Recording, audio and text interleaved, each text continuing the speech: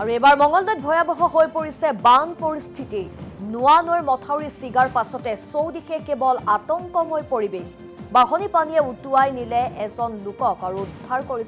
উদ্ধাৰ অভিযান অব্যাহত ৰাখিছে SDRFে জলমগ্ন হোৱাৰ দিশে ৪-৫খনকৈ গাঁও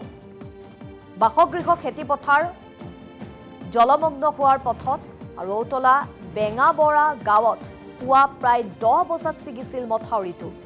আৰু সেই লোকজন কেনেদৰে উটি গৈছিল আৰু বৰ্তমান SDRFে উদ্ধাৰ কৰিছে সেই উদ্ধাৰ কৰাৰ দৃশ্যাংশ এই মুহূৰ্তত আমি আপোনালোকক দেখুৱাইছো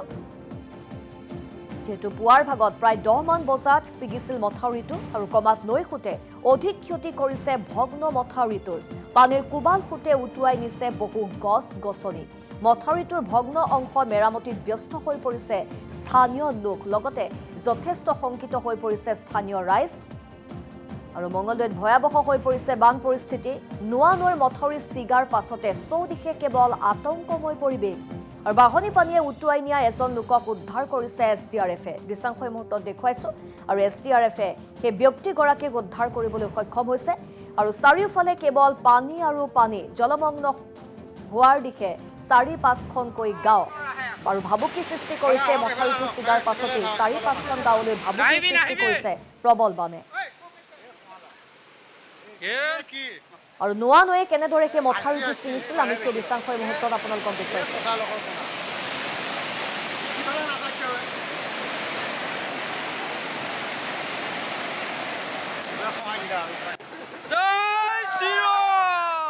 আৰু নিমিষতে নোৱা নৈৰ বাহনী পানীয়ে ছিগি নিছিল মথাউৰিটো যাৰ ফলত ৪-৫খনকৈ গাঁও প্লাবিত হোৱাৰ আশংকা ব্যক্ত কৰা হৈছে বাসগৃহ খেতিপথাৰ পানীৰ তলত বুৰ গৈছে ঔতলা বেঙাবৰা গাঁৱত পুৱা প্ৰায় ১০ বজাত ছিগিছিল এই মথাউৰিটো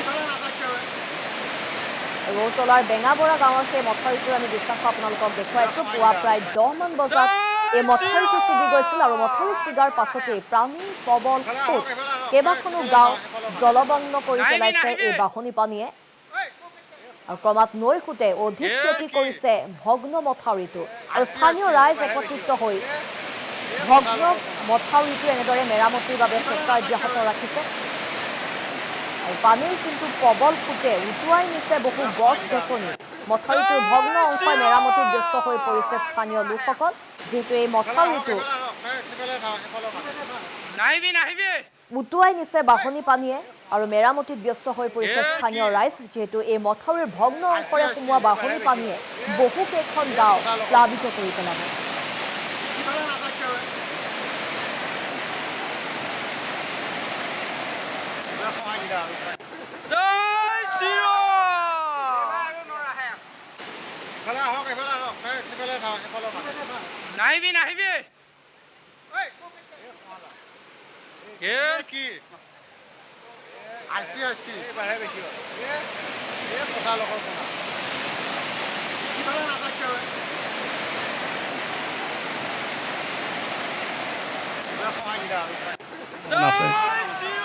ইয়াৰ মেইনলি বেঙাপৰা অহকা মথংগা